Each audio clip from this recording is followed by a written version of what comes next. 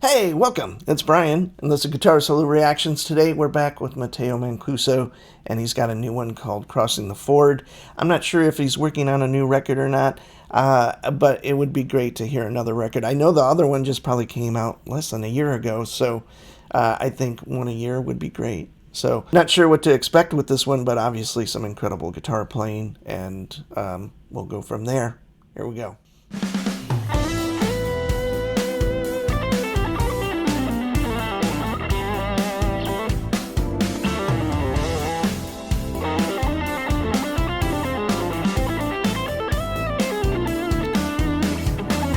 Okay, so obviously JTC, he's doing the master class, which is what it says.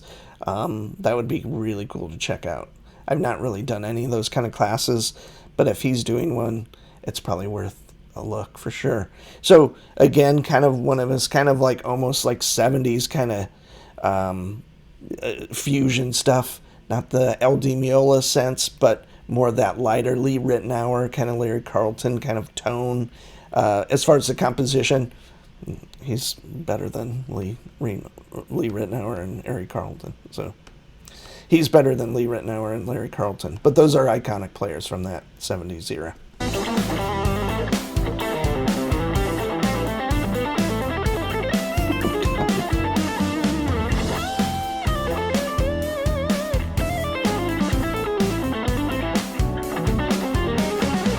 Yes.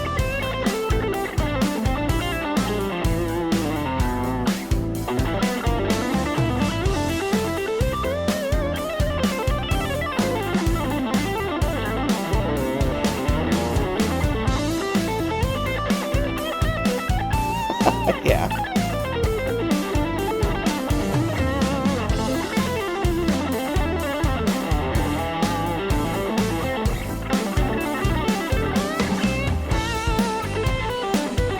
He is so great, obviously. I mean, some of this is just kind of pentatonic stuff, but yet it's more advanced than that. It's a lot of intervallic kind of leaping, string skipping, and then you involve that right hand technique that is just super fast. Now, can people pick that fast? Maybe, but he's incredibly fast with those fingers, and it just articulation wise, it's just off the charts. And so what's really tasteful about this is like I can understand what he's doing, but I can't do it, if that makes sense.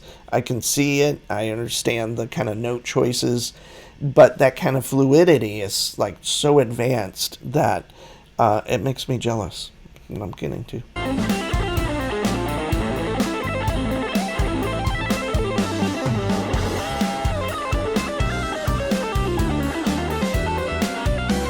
Yes.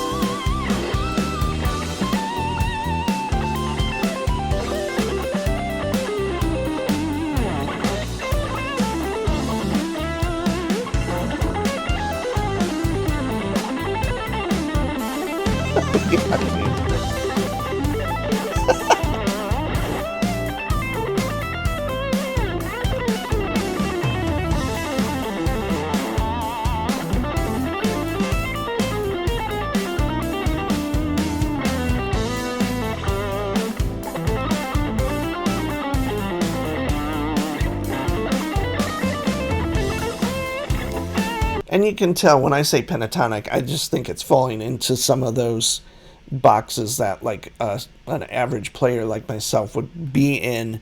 But he doesn't, I'm sure he doesn't see it like that. He's thinking in more like melodic elements, like more harmonic, meaning like chordal based soloing. Like he's playing changes in a way that even great rock players do that. And that is the key to kind of being really relatable as a soloist, as a guitar player, is like, you know, some solos can be complete energy and that works. That's kind of where I come from. They're kind of melodically based, but they're not hitting at the chords, or they're not mapping or superimposing other chord harmonies over one. So he's just doing some really advanced stuff. And he doesn't make it look simple, but like I said, when I see him on the fretboard, I'm like, okay, I can kind of get about 75% of that. I know where it's coming from. But then there's a lot I don't. And I will never be able to grasp as far as technique for sure. Yeah.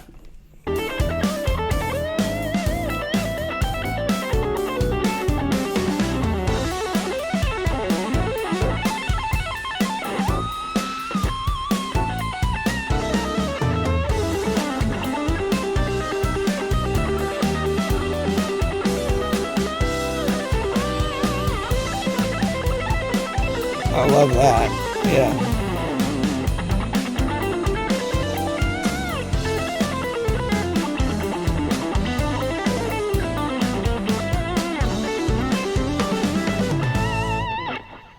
So there we have it. That looks like basically a piece he put together for kind of educational purposes for this JTC masterclass thing, which is cool because that's kind of how it gives you a basic idea. It's like those are some decent sounding changes. It's kind of like I said in that 70s kind of fusion stuff. And he's just kind of demonstrating all his techniques. So as a player, you probably obviously get those tracks without the guitar playing, and you can kind of hopefully incorporate some of those techniques over it. I really doubt like a lot of us, the average players out there, are going to be able to do that. But it's always entertaining to watch him, and he's such a melodic player, and so I mean, it's inspiring to see. Obviously, the speed is addictive. That's what like it's just human nature to be able to play faster, go faster, however you want to look at it, and it's just really more exhilarating when you see a player that really just can kind of, it seems effortless. And the only criticism I really have as Matteo, I should say, is like, I wish he did less tapping. The tapping thing is one of those things that I think is used a lot, and I've said this many times, that it is now incorporated into younger players like pick scrapes were, or you know, doing the dive with the tremolo bar used to be a thing in so many songs. Tapping is now like this essential kind of part of playing. I just think when he does it, he's such an amazing player with all the other stuff. It just kind of takes away from me a little bit all that super melodic stuff he's doing. Can tapping be melodic? Absolutely. As you can see from, you know, Eddie Van Halen or Jeff Watson from Night Ranger, those guys, and many others. I'm just naming those. Even Steve Lynch kind of was into doing more arpeggiated bass stuff, less kind of histrionic, kind of showing off stuff.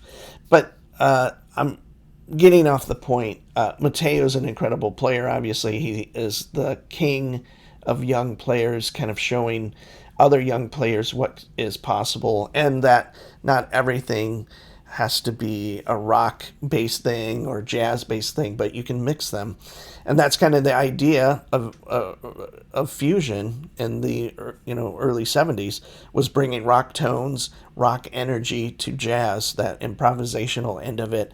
And we had the most creative period of guitar playing, maybe, I'll just throw it out, from like 1970 to 1980. Much more after that. I'm just saying, like, that mixing of genres of jazz and rock was huge. Whether it was L. D. Miola, Return to Forever, Miles Davis incorporating John McLaughlin, and many other guitar players through the 80s, whether it's John Scofield, Mike Stern, those kind of players, bringing them to the forefront, that we got this explosion of amazing guitar players that were from a rock background but could play jazz, understood advanced harmony, much like Matteo. And Matteo's a child of that, to be blunt, and probably many other things, probably classical stuff. That technique that he has is more based in a classical guitarist technique, but he is applying it to kind of what he wants to do, which is my favorite thing, is when someone follows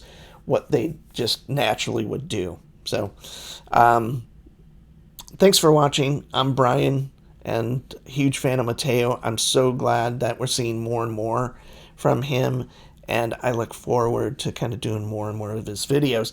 He's my favorite young player, as he kind of fits right in that wheelhouse. There's many other great players out there that I do on this channel, but like, I can really relate to him, I guess, musically speaking. So I'll talk to you soon.